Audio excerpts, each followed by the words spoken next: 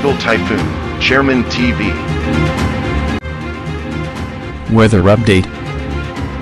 Helping homeless people. Please subscribe.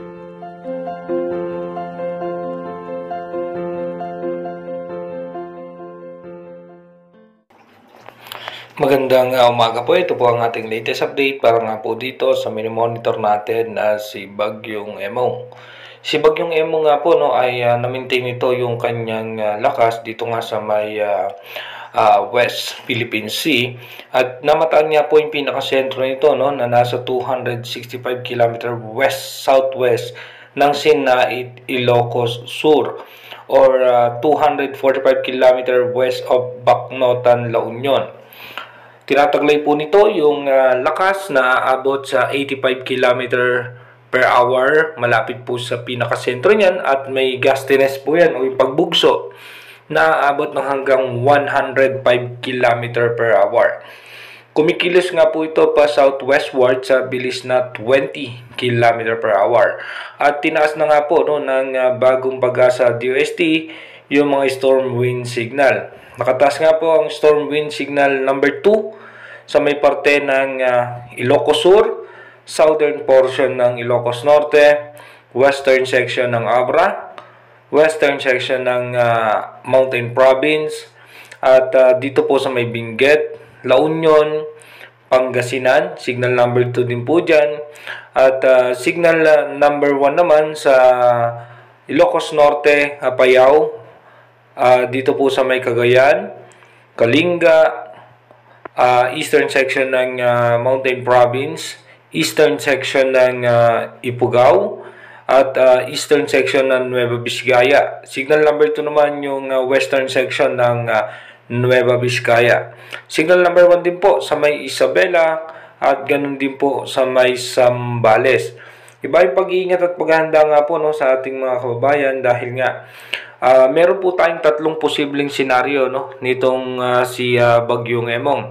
Posible pa nga po ito lumakas mamaya anumang oras ay posibleng mag-intensify pa ito bilang isang severe tropical storm at pataas din po ang posibilidad na bago ito magkaroon ng landfall scenario ay umabot po ito sa typhoon category.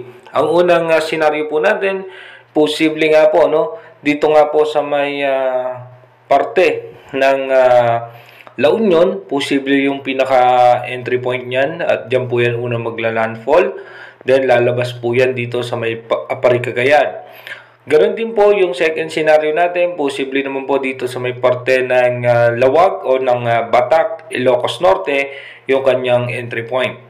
Yung pangatlo naman ay posible po sa coastal water lamang po dumaan yung pinakasentro niyan. Yun nga po yung tinatawag natin yung cone of uncertainty nitong bagyo kung saan nga maglalaro yung pinakasentro ni Bagyong Emong. Maganda nga po tayo dahil posible nga within 3 to 6 hours ay mag-intensify pa nga itong si Bagyong Emong. Dito nga po sa may parte ng Metro Manila ay makakaranas pa rin po tayo ng mga pag-ulan.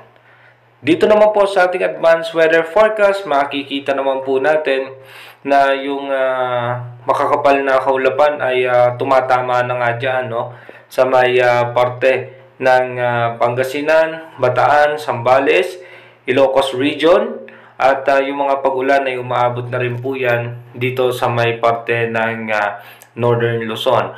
At pagkatapos po niya, posibleng ang ito ay maging low pressure area paglagpas ng extreme Northern Luzon. At ayon naman po sa ating advanced weather forecast, wala naman na po tayong inaasahan pa sa ngayon na kasunod ni Bagyong Emong hanggang sa unang linggo ng Agosto.